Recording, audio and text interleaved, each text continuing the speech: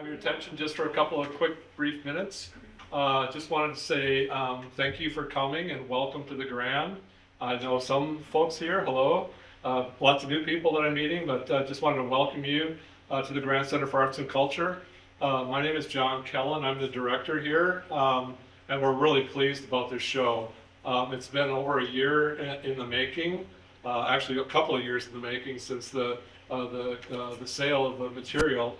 I joined the Grand about 2.5 years ago, and one of the first stories I heard was about this sale, and I'd seen a picture of the Hartens on our newsletter, and I heard the story, and it was really a compelling story. And about a year ago, come to know Chris Hartten, and she approached me and just had a question. Do you think we could have a show?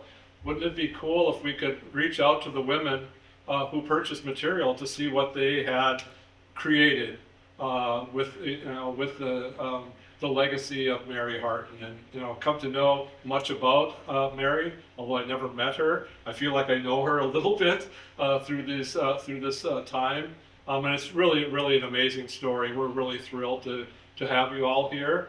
I'm going to just take a brief second to introduce Randy. So with Randy and Kathy and Chris of the Hartten family, really it's been a pleasure getting to know you all. So thank you for sharing what it is that you're up to here. Had the good pleasure of going up to the textile center.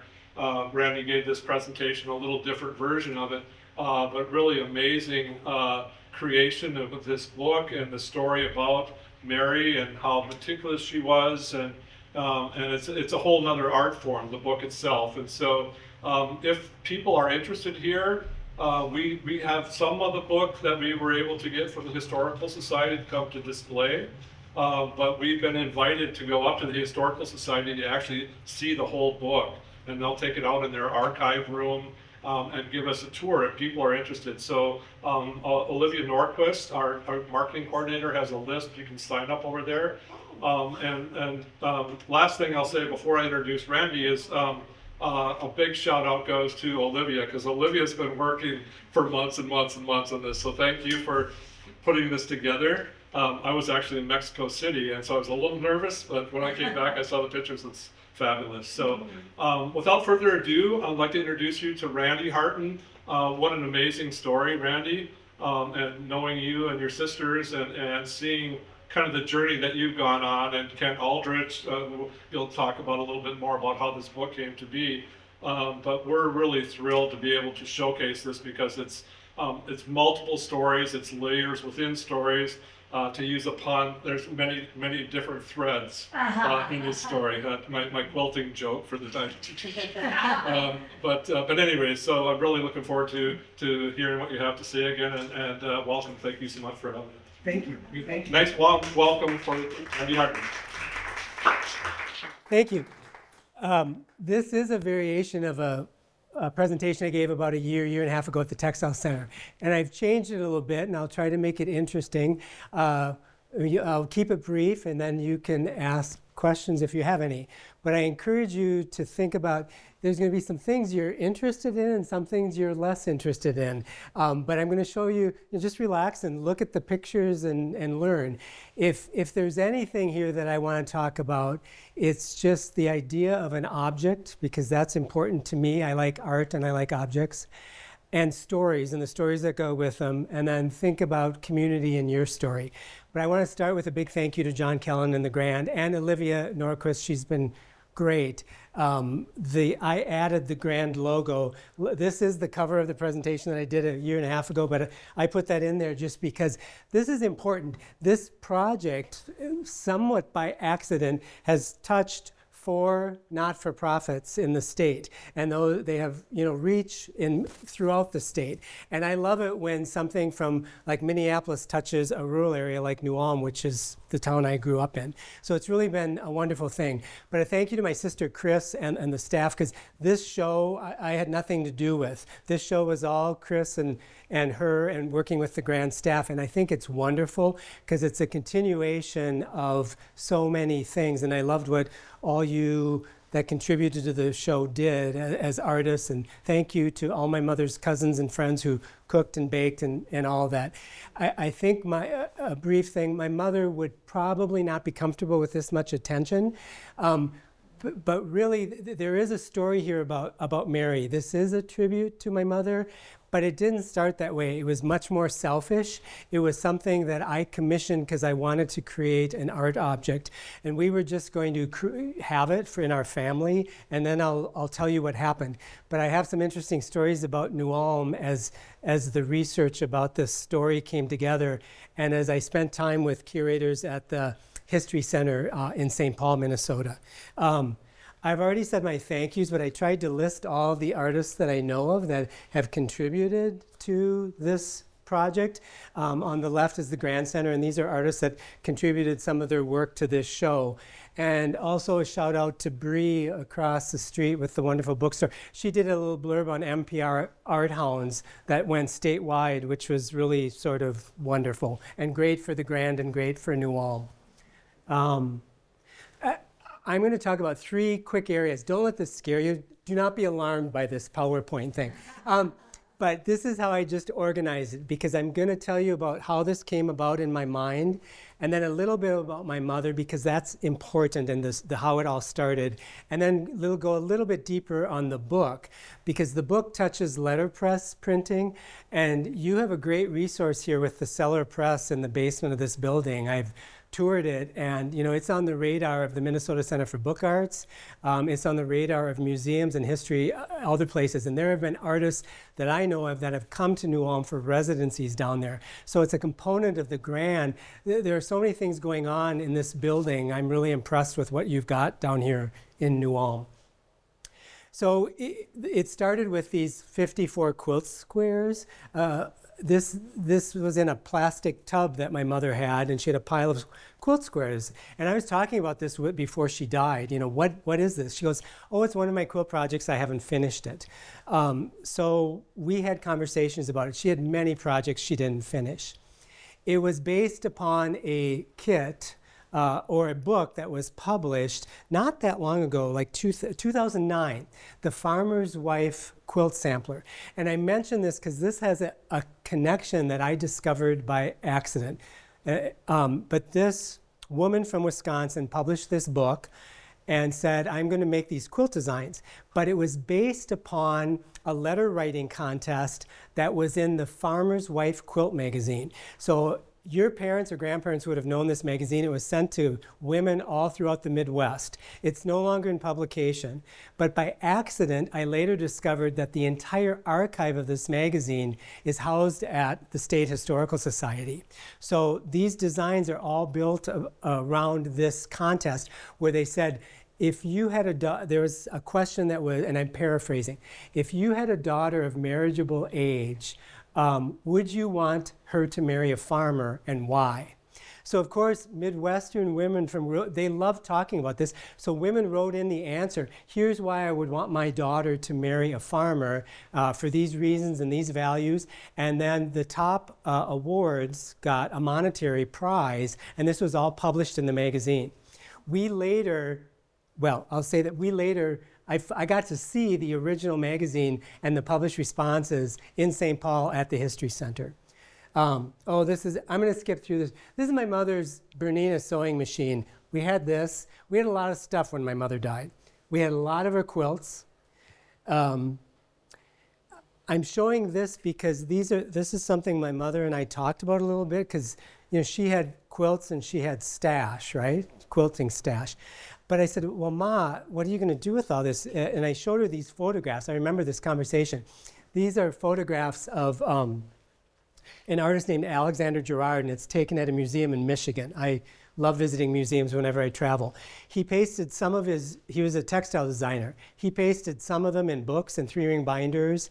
He organized his fabric collection and put them in boxes and labeled the boxes with pieces of the fabric that was stored inside. And I thought, Ma, try this. I like the way this looks. Well, she had her own way of organizing her stash, which I'll show you about.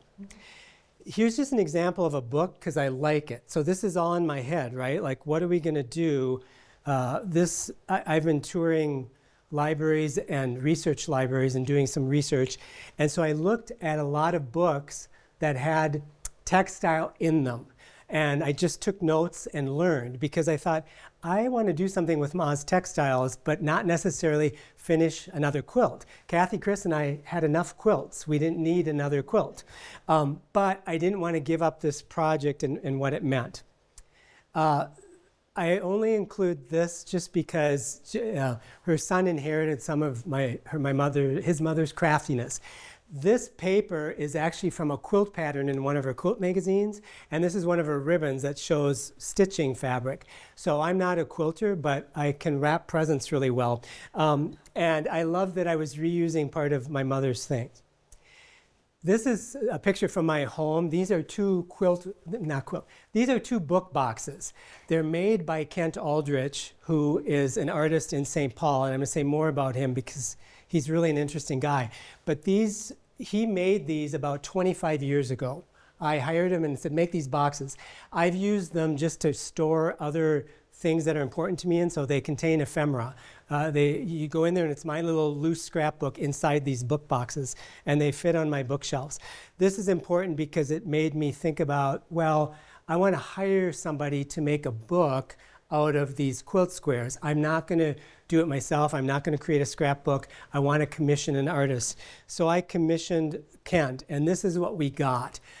I'll say more about this later. Pieces of the portfolio are on display in that gallery, but the book has three main components of the portfolio, and I'll show you pictures of it.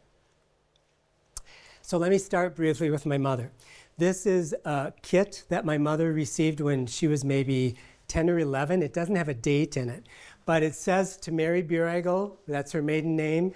It's from Santa Claus. My mom's sister Barb is here. We think she got this sometime when she was like 11 or 13 years old. We don't know how old she was, but she's always have it. I have it here. I brought it with in case people want to see it.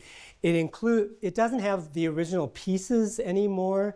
Like the scissors is gone, the thimbles are gone, but it's got some of the original flour sack cloths. You know, years ago when people would make flour sack dresses for their children, and they're really beautiful fabrics, but they stored flour. You know, they actually used them to distribute flour. Some of that's in that, and then there is something in it that has, for me, the Barb. I'm not trying to interrupt you here or contradict you, but our mother passed away when your mother was 13, so she would have had to be 11 or 13 or younger when she got this little gift from Santa Claus. Oh, thank you. That's good clarification. That's added tidbit. We said somewhere between when she was 11 and That's 13. good. My mother was no longer alive. She died when my mother was 13. This family history is important. So Kathy and Chris, write that down so I don't forget it, because thank you, Barb. Yeah, and no, that's right. And it includes, some stitching in there. So we're assuming these are things that were stitched by somebody in the family and put in this box. This is important. It's a clipping from the New Ulm Journal. My mother won 2 blue ribbons at the Brown County Fair. And this story, has some mystery to me because I don't know it all, but we used to live over the meat market, which was down in the corner of Minnesota, and I think there's a co-op there now. But we lived in an apartment above the meat market. And she learned to knit, I believe, from a woman who lived there, because my mother didn't know how to knit as a young girl, as I understand it. But anyway, she won 2 blue ribbons. My mother saved everything. She still has the award letters she got, and one of the award letters she received was from the National Knitting Association in New York City. So picture, she was 19 years old when she won this. She had 2 children. Chris wasn't born yet. So I'm sort of amazed with how does a 19-year-old woman who has 2 kids, another one on the way, have time to, knit. This wasn't crocheted, it was knit this blanket or afghan and then win 2 blue ribbons, but she did.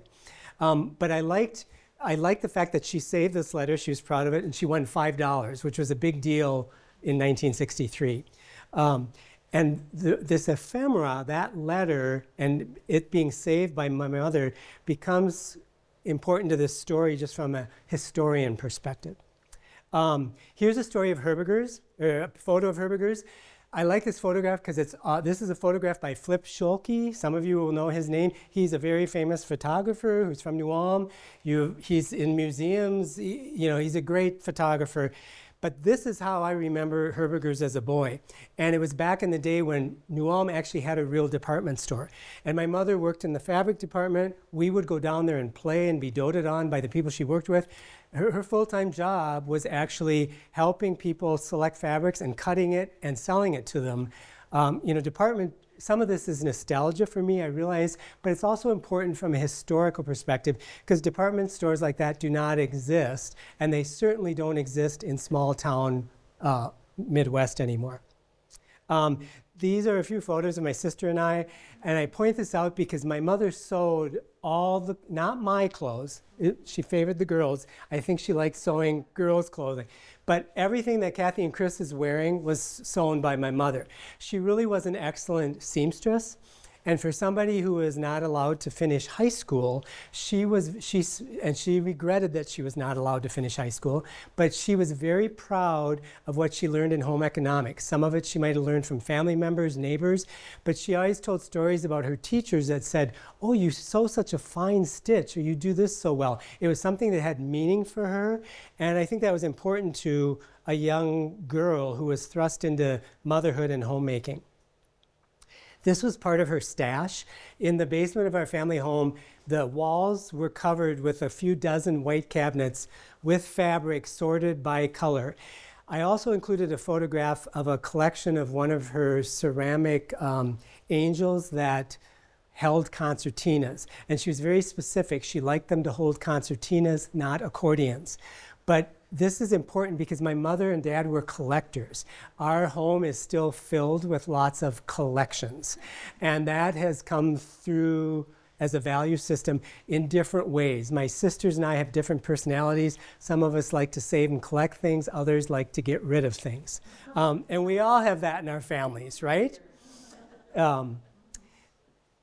This we can skip, but I do want to say one thing because it was something I was talking about earlier. This was from a book I was reading at about the time that this the book was finished. And it's a book of fiction, I read novels, but it was describing a woman who went to a friend's house and what he did when he collected things. And she has this phrase called foggy poetry. And it really resonated with me because when I think of the objects in our family, they're foggy to me. I don't have the whole story around the object, so it's a mystery. It's like foggy poetry. I value the object. I know it was meaningful to my mother. I don't necessarily know why. So that stuck with me. I also like the reference to flea markets. My mom and dad were both big flea market people. They went to tons of flea markets, bought things, and collected things. I'm going to mention this just because we have relatives here. This is important to me because it's got my mother's handwriting. My mother's handwriting was important for me to retain. She was very organized about things she did, and she was a pattern quilter. She liked tradition and patterns and precise. She was not, free-form, crazy quilt kind of person. And so that personality comes through in the book object. Here's an example of what she did, and these were made by Florence Henderson, your mother. My mother was gifted things by Florence. These are doilies that were crocheted, but my mom would write notes on things and attach the notes. So even if we didn't talk about it, we'd find it in her closet, and we have them all, and they were important to her, and she wanted her children to know where these objects came from. So that gets to me and my love for objects. This is an important book for a couple reasons, and one of them I discovered in learning, and it was also reinforced by a curator I talked to. This is a notebook that my mother kept when she started taking quilt classes. And I point this out for two reasons. It's important historically because quilting goes through popularity. It becomes real popular, it becomes less popular, it becomes more popular. There's a quilt show now in New Ulm. I attended it today. But this was of a time in the 80s when quilt stores were popping up in towns like New Ulm all across the Midwest. It became part of our commerce and economy, And it was promoted as an activity that resonated with people like my mother. Like, how do women spend their time? So she took a quilting class. She didn't take her first quilting class till she was in her mid-30s. She was an empty nester, young age to be an empty nester, but took a quilting class. One was by Joyce Ofterheide, who she mentions in her notes. Joyce Ofterheide is from New Ulm. I think her husband was a teacher. I think she had a nephew who was a teacher too. One of the Ofterheides was one of my teachers.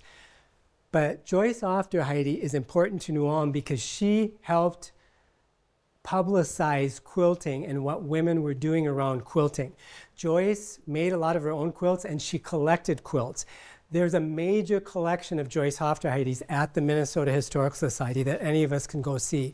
So she's important to historians, not just to quilters. But my mother was lucky enough to take a class from her, and you see she's bragging a little bit. This was my mother's first quilting project, where she machine pieced this and then hand stitched the binding on. And she referenced how Joyce Ofterheide said, "Oh, you did that almost as good or better than I could." And that made my mother really proud because Joyce was an excellent quilting teacher. These are just more example. I'm going to go through this quickly because I want to be cognizant of time. Quilts, one of these, my mother had lots of quilts. This one's in the show. Yeah, I could go on about, I'm going to save that. I'm not a quilter, but I've done enough research where I know enough about quilting to pretend I'm like a quilt historian. Because what's important here is my mother was a piecer. So my mother machine pieced all this, but somebody else did the quilt stitching. And I mention that because my mother was pretty good about making sure the makers were recognized. I'm going to record who did the design, but I made the quilt. She's the piecer, and then somebody else quilted it. Sometimes it's the same person that does all three. Sometimes it's not. It's not about which is more valuable or less valuable. It's just different approaches to quilting. Sometimes a quilt is made by one person all the way through. Sometimes it's made by 5 people. And I find that wonderful because art objects do have lots of contributors to them. And here's an example of one of my mother's labels where she would write in who did it. I'll say a quick thing about this. This was an applique thing that my mother started and I finished. I'm not a quilter, I'm not a sewer, although I've done some sewing. But I guarantee you, if this piece survives and a quilt or a textile historian looks at this, they will immediately be able to tell it's made by 2 different people because the stitching is different. There's my mom's stitching and there's my stitching. And I wanted my hand to be shown. I did not try to imitate my mother. I can't sew like my mother. I also chose different colors in my thread to finish it. So they will notice that my mother would have never chosen the colors I chose. You'll see like the red on the orange. That's not my mother's style. She would want the orange to be hidden, and she would have hidden it. I wanted the red to contrast, and I did that on purpose. I do that because that's an important thought to future stories. Oh, I wanted to talk about this because it's sort of fun. And I thought about this today because I talked to lots of women at the quilt show and heard different stories. But let's just talk about quilting and objects and how they move through our society and through, our friends and family, and just styles. This quilt on the left is a log cabin quilt. It was given by Dorothea Rockburn to Robert Rauschenberg, who's a very famous modern artist. He made an abstract painting about it. This is hanging, well, it may not be hanging right now. It's owned by the Museum of Modern Art in New York. It's hard to put a specific value on this because it's owned by the museum, but I can tell you that a painting like that sold at auction a few years ago for $75 million. So what's fascinating about this is here's a woman from North Carolina who made this quilt, who has a quilt that became part of another object in a different artist's project, and that artist has a $75 million. But I love this piece because it's actually called The Bed. It looks like a bed, but it's got lots of layers of meaning. It's considered a masterpiece in abstract art. This middle quilt, I pointed out because it's sort of what I like, just to show you, I don't like the same things of what my mother liked. My mother had books on, this is by Carrie Mee Anderson. She's a Gee's Bend quilter. You've seen them in the news. My mother was intrigued and admired these, not her thing. Because, and it follows traditional quilt styles. This is a medallion strip to start with, and then she works around it. But she purposely, it's kitty wampus. My mother goes, well, everything, my mother would have measured, very precise. This was part of the design. It's part of their culture. These are also become very valuable. You'll notice here, like, okay, that is not even the same brown fabric as some of these. Did she run out? Maybe, and that's okay. Or did she place it there? Regardless, this woman had a sense of color. So some people would say, oh, this is like a scrap quilt or a crazy quilt. It's not quite the same thing as a crazy quilt. This woman, whether she'd admit it or not, has a keen sense of color design. And this is what I love about all these different artists. The one on the right, and I'm saying this because I just get excited about it, it's about commerce. This is an Indian quilt stitched by multiple artists in India for sale in Mexico. I was in Mexico 2 months ago. I took this photograph 2 months ago. So it's part of artist collectives, and they're quilting, but they're quilting for the tourism trade. That's not bad. That's happened throughout history in many things. Some of the native Indian objects that we have were made for the tourist market, and they're really valuable. So I'm just pointing out how quilting has spread out into many different cultures and art forms. And I love that. These are photographs from the Grand a year and a half ago when we had the sale. We were sort of overwhelmed because you know how quilters are. There was a line outside the door for the stash sale before the building opened. And we were delighted because it raised over $10,000, which we gave, which all went to the Grand. And my mother would have been delighted that it went to a good organization. And so many of you bought things and made projects, and you made wonderful things for your family, or you're donating them. And the thing about this for me, I'll say, okay, I just told a little story about my mother and my background, but some of these objects, they're now your story. That story in that room is not my story, it's not my mother's, it's your story. Might have some of her fabric. That's how stories work, and that's how objects sometimes work. They're not one from one singular thing. They have this plurality.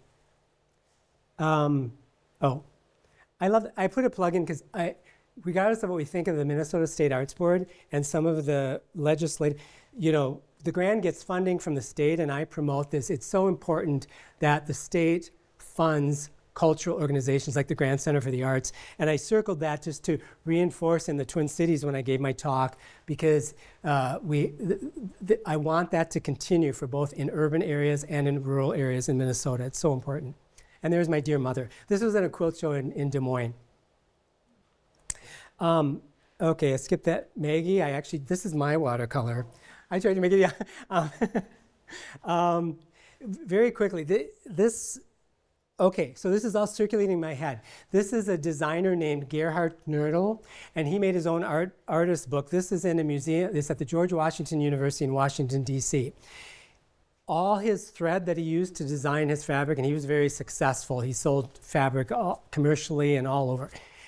He made an artist book out of it where he put his threads in this portfolio, and when you fold it together, the spools of thread interlock so you can close it. It's just a beautiful object. But I was thinking about this before, as I commissioned Kent, like, what do I want this portfolio to look like?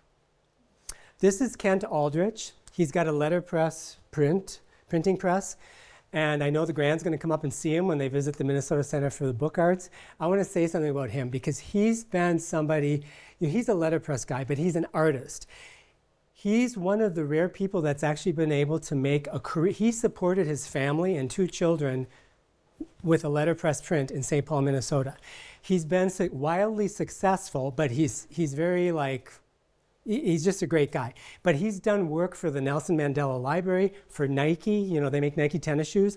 And I share that information because it's just a reminder that sometimes artists make money in many different ways. He struggled, but he made it work. And I'm just really happy that I commissioned him to make this book.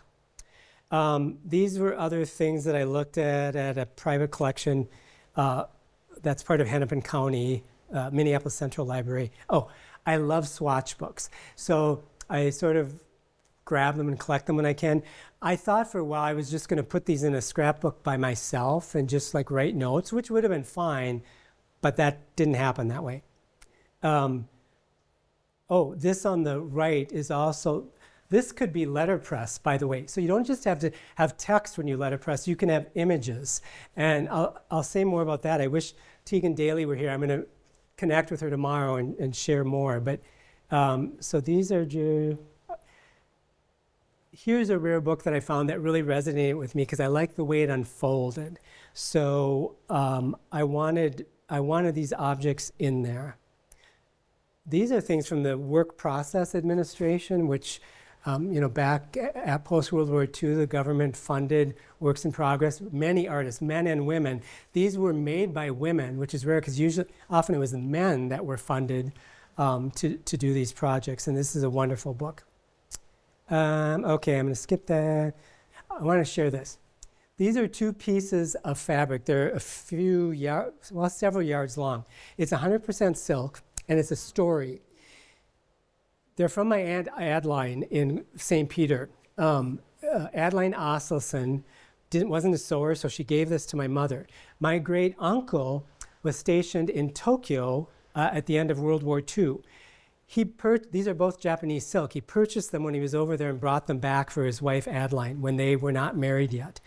So these are loaded with family stories and history in my family.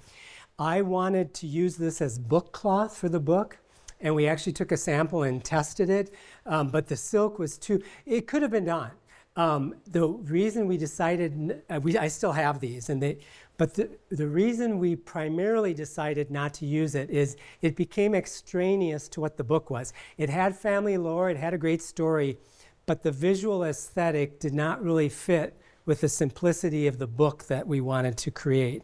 But I share this because, again, it's part of this thing that we learned as children where my mother just couldn't stop talking about these objects and the meaning they carried through history. Here's some other fabric this is what we landed on. This is a silk rayon blend that is Japanese that I obtained through a specialty store in Brooklyn, New York. And I was fortunate enough it's interesting how commerce works because I got it during the Biden administration before tariffs came in, because once tariffs came in, we couldn't get this stuff from Japan. Now we can. They're still questionable. I don't know if I'd be able to afford it. But the reason Kent and I chose this is because it captures the color scheme and the feel of the farmer's wife quilt. So that was important to connecting it. And it was more about the concept of the art thing. For you quilters, there's a piece in the book that I'll show you that's embossed. We're going to stitch something into the book. And I chose a Lily of the Valley image because it was my mother's favorite image.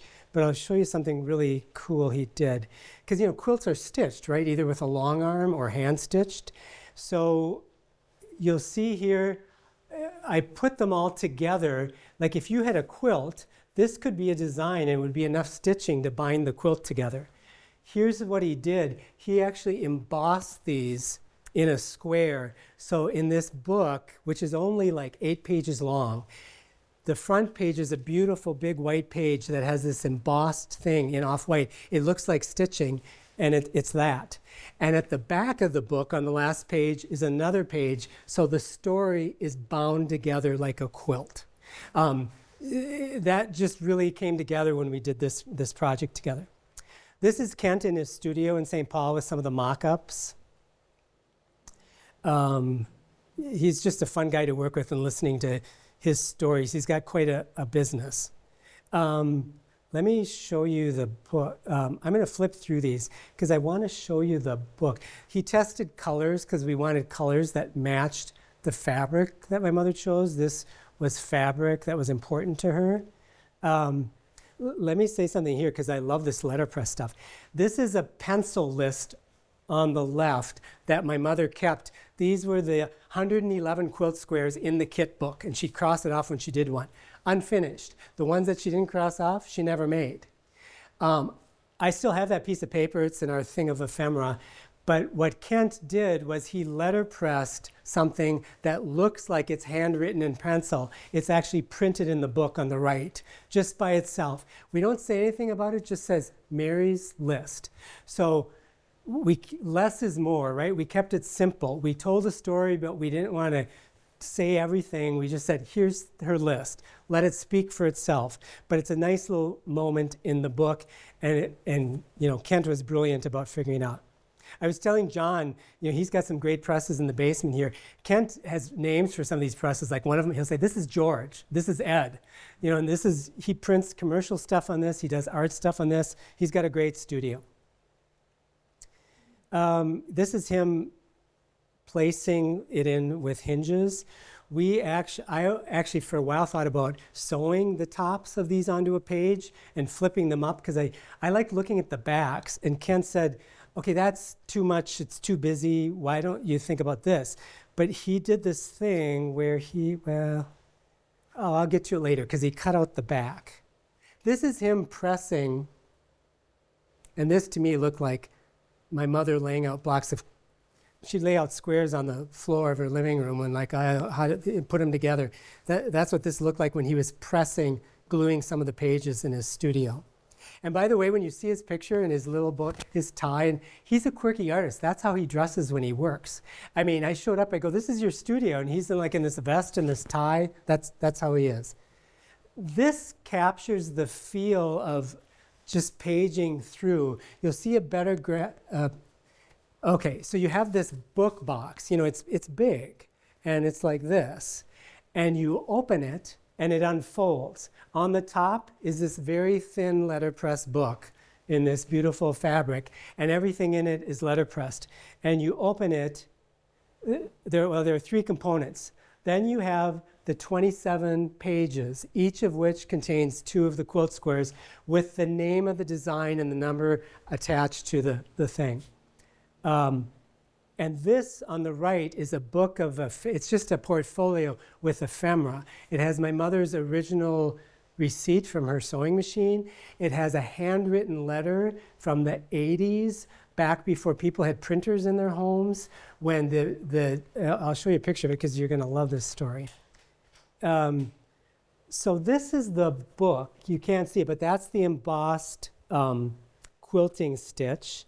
Then you open it and you see, okay, unfinished project. It's really very sparse. 1 paragraph on the project, my mother's thing, 1 paragraph on my mother, and that's it. And then it's quilted. That's it. Because I wanted the fabric. Then you see this. And Kent did these cutouts on the back. The reason you see some horizontally and some diagonally, the quilt kit is designed for the maker to decide, do I want to piece this horizontally or do I want to piece it as a diamond? So we tried to honor both of those. But I wanted the back to show because I loved the images, because I like abstract art, and you see some of the backs of these are just really beautiful to look at. Here's what happened. After I got done with this whole project, this is the crux of the story. I thought, we have this beautiful thing. I showed it to my sisters. I showed it to my Aunt Barb. It was very emotional. It was meaningful for us as a family. But I sent an email to one of the research librarians that helped me when I was doing all this research. She says, I want you to show this to Kate Cooney. So I showed her to this woman named Kate Cooney. And she said, she looked at it and she just goes, oh, well, textile historians are going to love this because they can easily see how this was created. They can see that your mother chose to press mostly open seams. She didn't do side seams. She did both. This is how she did the corners. So she was reacting to the textile archive of it, but she also said something, and then here's the photo of the ephemera. We have the original notebook where my mother took notes when she went to class. At the end of our little meeting, she goes, this is pretty interesting. She goes, we would like to have this object. And I hadn't thought about it before, and I said, oh, well, that would be great. And my sisters and I decided to donate to them. And because I thought maybe we'll go to the Brown County Historical Society, maybe we'll keep it ourselves. But what she said, because she's more articulate than I am, she said, you have captured the personality of your mother, because I've heard you talk about your mother, without I can look at this and feel her personality, but you've captured the specificity of a story that's a little bit about your mother, but it is common to what was going on with so many women in the 80s and 90s. And she said, so she said, we're interested in this because of that story and how it's captured, because of the textiles, and we think it's well put together. So they invited me in. This is another curator. He's now at the Minneapolis Institute of Arts. They call themselves MIA. But you'll see all these books here. So this group that goes up, this is one of their conference rooms at the History Center. They let me come in. Some of the books I could handle myself. Some she preferred to go through. But two things happened here. You'll see an example of the Farmer's Wife magazine. We found the original magazine in their archives that book was based upon, and this whole kit project was based on. I didn't even know it was there. We also found other treasures. I looked through all these artist books. They had some artist books from New Ulm, Minnesota. One was from a company, I think it was a furniture company called Schumacher's, somewhere in New Ulm. I don't know if somebody's nodding their head. I don't know where it was because it doesn't exist anymore. But it was a Schumacher's book. It's beautiful. And it's about this big, and you flip through it. It contains historical wallpaper that people were buying, and it was in New Ulm. They have a lot of New Ulm history at the state. And they have art, and Larry, they have lots of Wanda, they have all kinds of stuff. But it was really fun to get that connection, and I got to view that. And what's fascinating is some of those wallpaper designs look like the fabric that my mother loved collecting. But so for me, this is wonderful to see it come full circle from the History Center back to the Grand, to go in there, and she pulled out these books from New Ulm, and I saw, it's like, wow, Schumacher's, that wasn't even around when I was a boy. Oh, this is another children's book.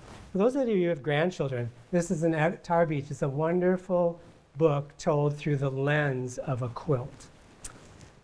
This is Kent in a studio at the finished project. I'll end with this. I was in Colorado hiking a couple weeks ago, and I stumbled upon this trail. In the beginning of the trail, it had kiosks, and it was this children's book, The Quilt Story. And they had it on, it was through this project, and they had it on the kiosks along the trail, encouraging children to like write their names in the dirt and do things. And you know, it just told a wonderful thing, but the quilting world is used in so many different scenarios to try to communicate or access the customer, and I just liked it because it said the end. So that's the book. Let me just say, part of the book is there, not the whole thing, but it was a great experience, and it was fun, and it's a wonderful object, and you all are a part of that story now because you've all been connected here through the Grand and New Ulm and that show. So thank you very much.